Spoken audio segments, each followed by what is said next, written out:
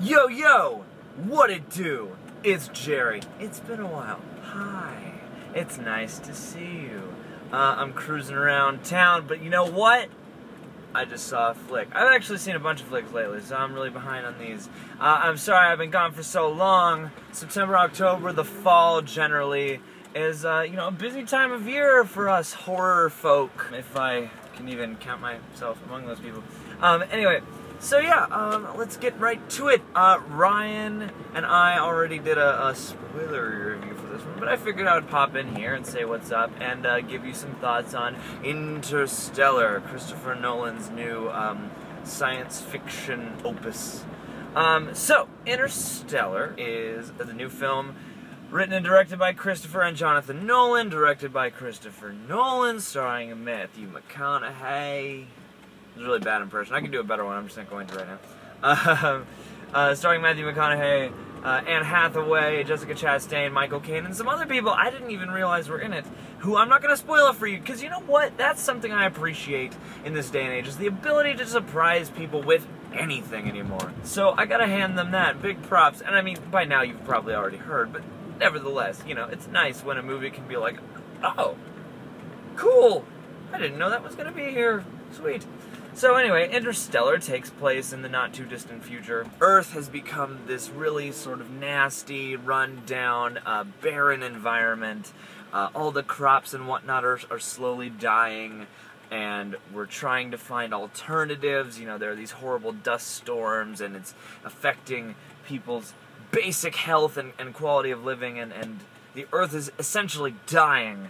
So we, the humans, are looking for a way out, looking for a way to continue our way of life, some other way of subsisting. And so, we are venturing out into space. That's the basic gist of this movie. And I gotta give them credit first and foremost, because I don't watch a lot of trailers, as you guys probably know, which I suppose is bad given the nature of our channel.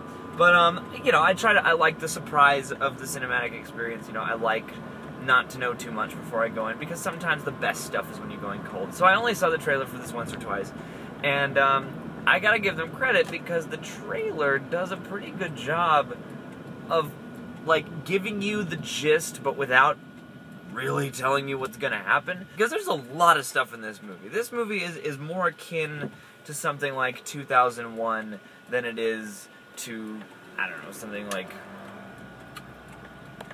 something else. Because it's been a while since we've had a movie like this, you know, one of those like deep space exploration movies. And see, here's the thing about Christopher Nolan's movies, and I think this is true. Say what you will about the way he draws characters or the depth of such characters, blah blah blah. Everybody's got a different opinion on that.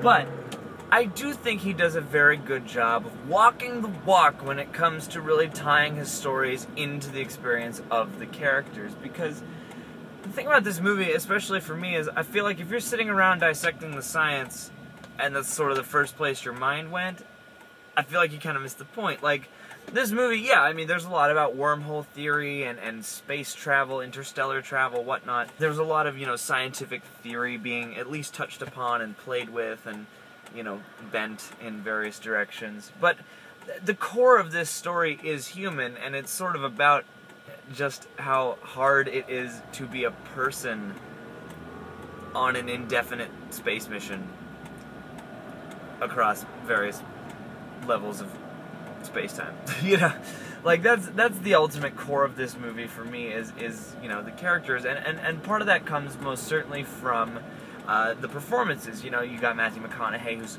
fantastic. You have Anne Hathaway, who I thought was fantastic. Wes Bentley shows up, and I forget the other guy's name, the African-American scientist's name. He's great.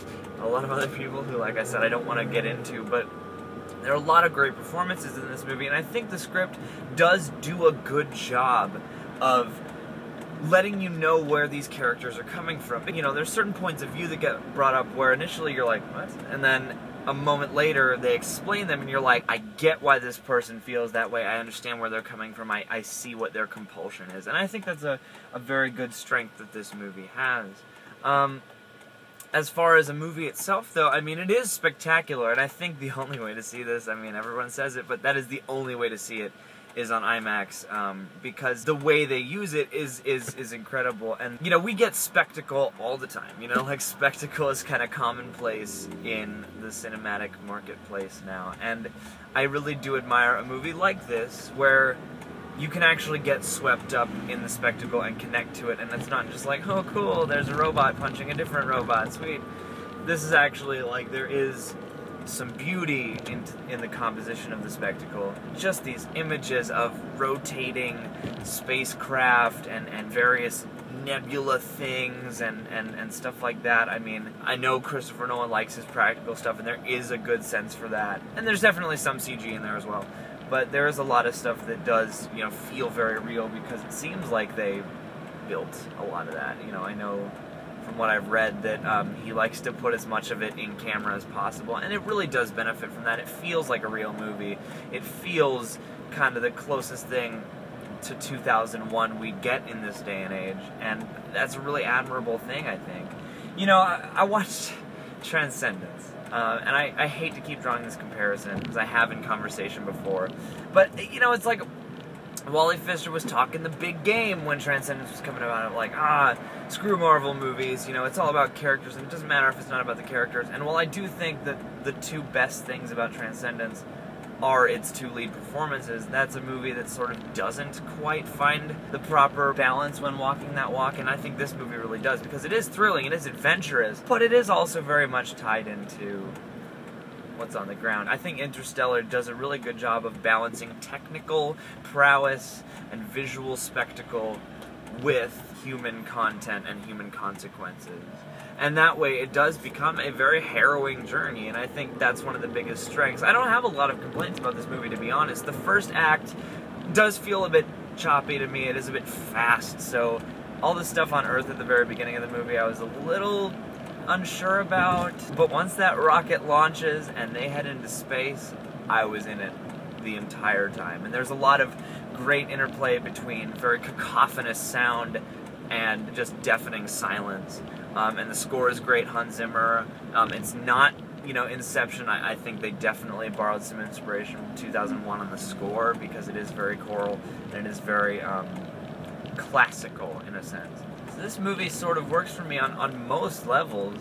The only thing, I mean, if I had to pick a complaint about Christopher Nolan, generally speaking, is I think he is a good writer, and I do think he has some really good ideas, and sometimes I wish his scripts would let the characters just talk like characters instead of pontificating so much.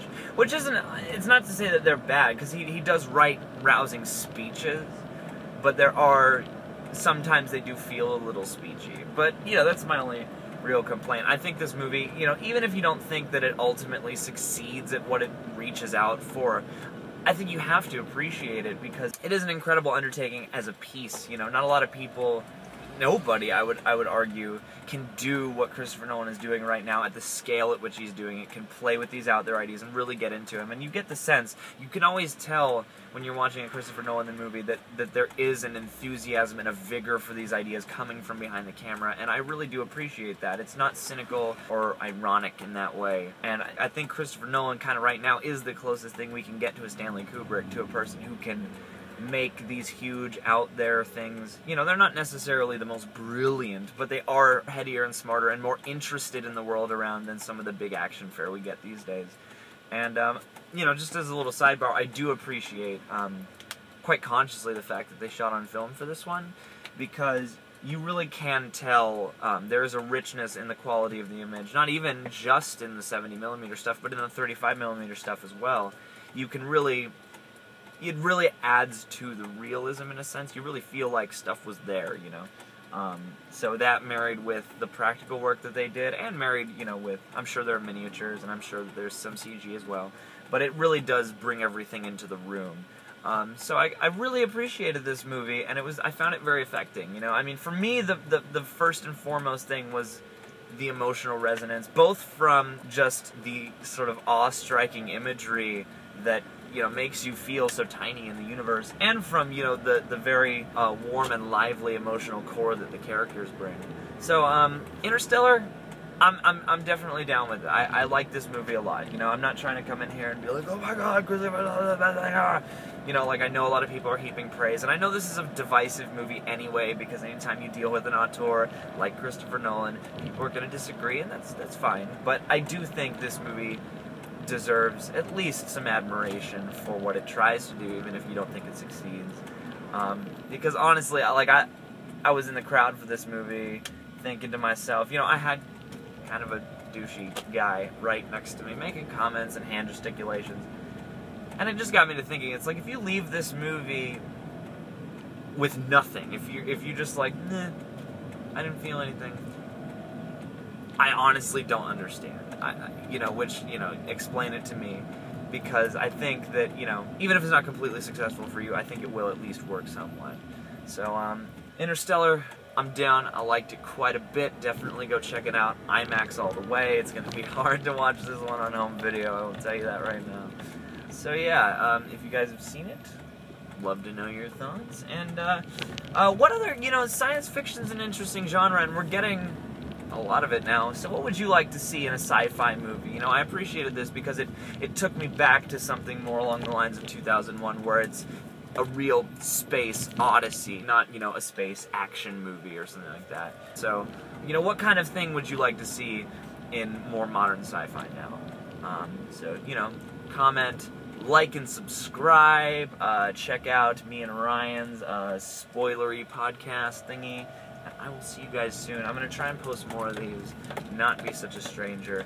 Get up off my lazy ass. Or maybe stop working so hard. I don't know. One or the other. Maybe both.